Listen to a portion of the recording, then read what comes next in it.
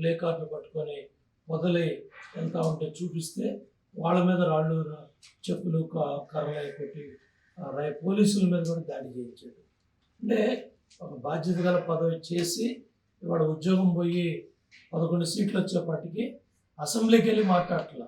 అసలు మేము ధైర్యంగా మాట్లాడుతున్నాం, చెప్తున్నాం, నువ్వెందుకు చెప్పలేకపోతున్నావు? అసెంబ్లీకి వెళ్ళి చెప్తే నువ్వు దోచుకున్న లెక్కల డబ్బులు 1000 కోట్లు బయటకు వస్తావు. ఒక్కొక్క కంటైనర్కి ఒక పెట్టిలో 16 కోట్లు తూకం వేసి 500 కోట్లు ఆ పెట్టిల్లో పెట్టి 16 కోట్లు ఒక పెట్టిలో. అటువంటి 50 పెట్లు పెట్టి ఒక కంటైనర్కి 550 కోట్ల దాకా పెట్టి ఎన్ని కంటైనర్లు వెళ్ళాయో బయట రాష్ట్రాలకి బయట దేశాలకి. సిట్ అధికారులు కొట్టుకుంటా ఉన్నారు, పరిగెడతా ఉన్నారు. ఈ దుర్మార్గులు రిమాండ్ ఖైదీలుగా ఉండి అచ్చోసిన ఆంబోతుల్లాగా మీడియా ముందుకు వచ్చి సిట్ అధికారులను బెదిరిస్తూ ఉన్నారు, పోలీస్ అధికారులను బెదిరిస్తూ ఉన్నారు.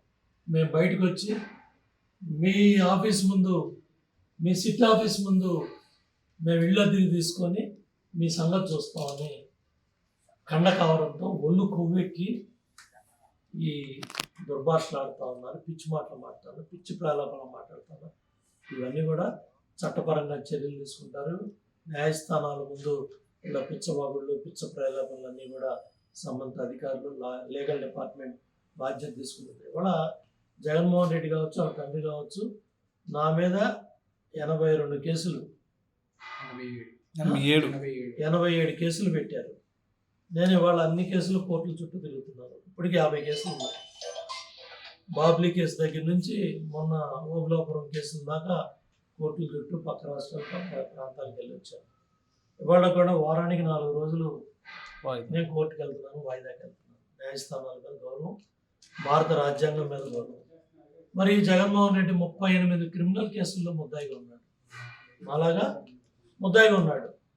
నువ్వు ఇంకా సిబిఐ కేసుల్లో ఉన్నావు, 11 సిబిఐ కేసులు, 27 కేసులు ఈడీ కేసుల్లో ఉన్నావు, 11 సిబిఐ కేసులు, సుమారు 8 కేసులు ఈడీ కేసులు. దగ్గర 2 ఈడీ కేసుల్లో విచారణ జరిగితే 7 సంవత్సరాల నుంచి 10 సంవత్సరాలు జైలు శిక్ష పడుతుంది. ఇప్పుడు దాకా కొన్ని వందల డిశ్చార్జ్ పిటిషన్లు వేసి కోర్టులకు వెళ్లకుండా వ్యవస్థలను మాట్లాడతాడు జగన్మోహన్ రెడ్డి. దీనికి సమాధానం చెప్పాయా? ఎందుకు నువ్వు కోర్టు మెట్లు ఎక్కట్లేదు? ఎందుకు నువ్వు వాయిదాలకు వెళ్ళట్లేదు? ఇవన్నీ కూడా లీగల్ డిపార్ట్మెంట్ బాధ్యత తీసుకోవాలి. పోలీస్ యంత్రాంగం కూడా 2 డిపార్ట్మెంట్లు కోఆర్డినేట్ చేసుకొని పోలీస్ అండ్ లీగల్. ఇవాళ మేము కోర్టులకు వెళ్ళి నువ్వు పెట్టిన తప్పుడు కేసులు, అక్రమ కేసులు, అమరావతి రైతులు వెళ్తున్నారు, అమరావతి మహిళలు వెళ్తున్నారు, అమరావతి ప్రాంతంలో దెబ్బలు తిన్న 70 ఏళ్ళు 80 ఏళ్ళు ముసలాయన కోర్టుకు వెళ్తా ఉన్నాడు. ఒళ్ళు బలిసి కోవిడ్కి 1000 కోట్లు దోచుకున్న జగన్మోహన్ రెడ్డి మాత్రం కోర్టు వాయిదాలకు వెళ్ళలేదు. ఇవాళ రెచ్చగొట్టే కార్యక్రమాలు గంజాయి బ్యాచ్ని రెచ్చగొడుతున్నాడు.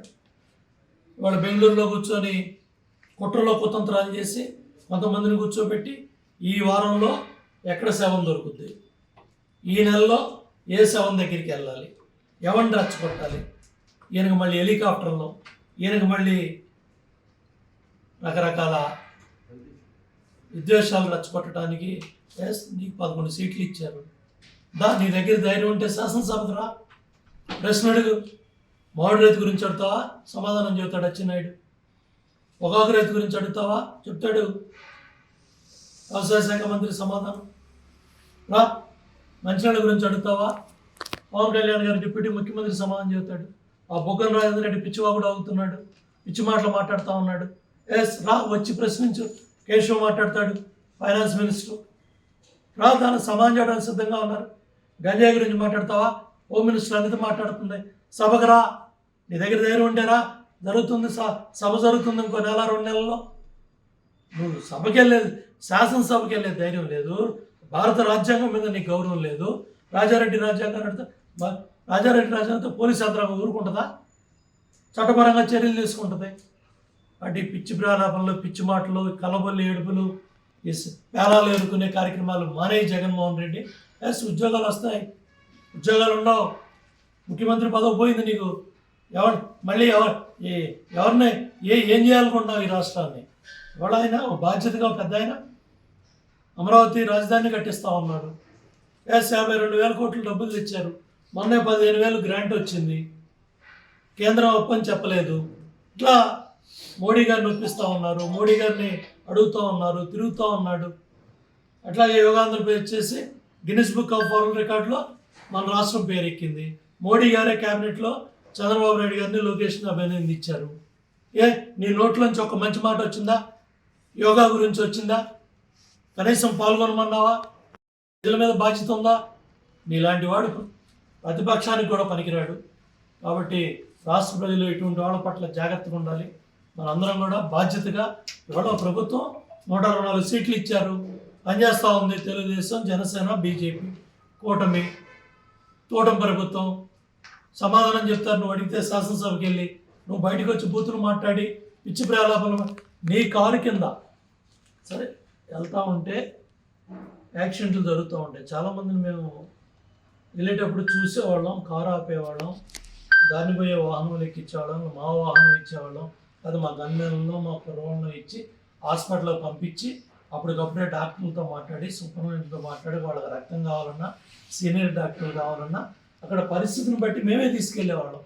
మొన్న నీ పార్టీ కార్యకర్త సింగయ్య కారు కింద పడ్డాడు. నీ డ్రైవర్ నీ కారు నువ్వు ఎక్కిన కారు కింద పడ్డాడు.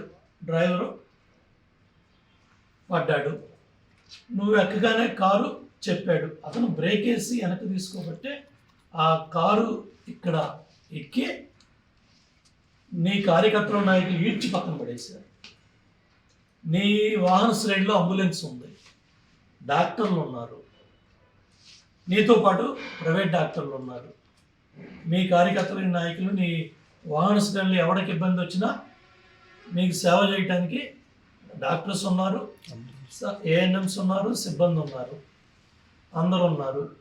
ఆ సింగయ్యకి నువ్వు వాహనం ఆపి నీ వాహన శ్రేణిలో ఒక కారు ఇచ్చినట్టయితే గుంటూరు గవర్నమెంట్ హాస్పిటల్కి వెళ్ళి బతికిచ్చేవాళ్ళు.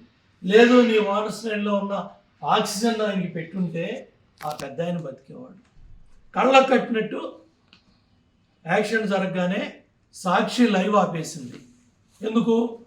ఆ లైవ్లో ఇది కనపడింది, ఎమ్మటే లైవ్ ఆపేశారు. నీ రోత పత్రిక, నీ రోత ఛానల్, సాక్షి ఛానల్ ఆపేశారు. ఆపేసి వెంటనే ఏమని కవరేజ్ ఇచ్చారు? వెనకొస్తున్న వాహనంలో మళ్ళీ దాని రక్తం పోసారంట, దాని కింద పడ్డాడని తప్పుడు సమాచారం. మళ్ళీ దాన్ని సమర్థించుకుంటూ మా కారు కింద పడలేదని కొన్ని రోజులు, కారు కింద పడితే నాకేం సంబంధం? ఎస్, నీకు సంబంధం. Hit and run. అక్కడ జరిగిన ఇన్సిడెంట్ దురదృష్టం. డ్రైవర్ తెలుసా తెలియక చూడక జరిగి ఉంటుంది, కావాలని ఎవరు చేయదు. కానీ జరిగిన తర్వాత డ్రైవర్ బాధ్యత పక్కనున్నాడికి చెప్పాలి. దాని వెంటనే మానవత్వం, ఆడు మనిషే కదా, ఆయనకి పెళ్ళంపిల్లలు ఉన్నారు కదా. ఆ డ్రైవర్ అనే అతను కారు ఆపి వెంటనే సింగయ్యని పక్కన ఎక్కించాలి. వాళ్ళకి బుద్ధి లేకపోతే కారులో ఉన్న వైవి సుబ్బారెడ్డి, అన్నం తిన్నావు గడి తిన్నావు, వైవి సుబ్బారెడ్డి మళ్ళీ నువ్వు చైర్మన్ ఎలగబెట్టావు. నీకు మానవత్వం లేదా? దునపోతులా కారులో కూర్చునే బదులు దిగి ఆ సింగయ్యని ఎవరు కాపాడాలి? ఆ కారులో ఉన్న మంత్రులు ఇద్దరు, ఆ వైవి సుబ్బారెడ్డి, అట్లాగే జగన్మోహన్ రెడ్డి పిఏ, ప్లస్ జగన్మోహన్ రెడ్డి చెప్పాలి, జ్ఞానం చెప్పాలి. ఏమంటే బండి కింద మనిషి సింగయ్య పడ్డాడు, మనం ఎమ్మటే అతన్ని పంపిస్తే బతుకుతాడని మీరు ఈడ్చి అక్కడ పడేస్తే, తర్వాత 108లో ఎవరో ఫోన్ చేస్తే వెనుకున్న వాళ్ళు పాపం వచ్చి తీసుకెళ్ళి హాస్పిటల్లో పెడితే ఆయన చనిపోయాడు. దురదృష్టం. ఏమని మాట్లాడుతున్నారు ఇప్పుడు? 108లో ఆ సింగయ్యకి తప్పు జరిగింది, అది మీ కుట్ర అని సింగయ్య కుటుంబ సభ్యులతో జగన్మోహన్ రెడ్డి చేపిస్తున్నాడు. ఇంతకన్నా నీచం ఉందా? ఇంతకన్నా దౌర్భాగ్యం ఉందా? ఆ సీట్లో కూర్చోడానికి, ముఖ్యమంత్రి సీటు కోసం ఇంత దిగజారాల జగన్మోహన్ రెడ్డి? ఇంత అవసరమా? ఇన్ని పనికిమాలిన పనులు నీ యువకర్తలు ఎవడా బుద్ధికి అన్నం తిన్నారు, గడ్డి తిన్నారు ఆ యదవలో. నీ యువకర్తలకు చెప్తున్నా, అరే సన్నాసులారా, రాష్ట్రాన్ని ఒక్క ఛాన్స్ అని తగలబెట్టారు ఆ రోజు. మళ్ళీ ఇవాళ సింగయ్య శవం మీద పేలాలు ఎన్నుకుంటారేట్రా? గంజాయి బ్యాచ్ని సమర్థించమని పంపిస్తారంటారా యువకర్తలారా, పనికిమాల సన్నాసులారా?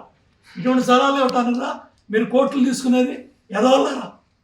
ఏం చేయాలనుకున్నారా మా రాష్ట్రాన్ని? ఏం చేస్తారా మా రాష్ట్రాన్ని? తన్ని తగలేస్తారు మిమ్మల్ని. జాగ్రత్తగా ఒళ్ళు దగ్గర పెట్టుకొని ఉండండి. ఇమ్మీడియట్గా పోలీస్ యంత్రాంగం, ఎస్పీ, ఐపీ మొత్తం ఈ ఎదవలందరినీ తన్ని తరిమేయండి ఈ రాష్ట్రం నుంచి.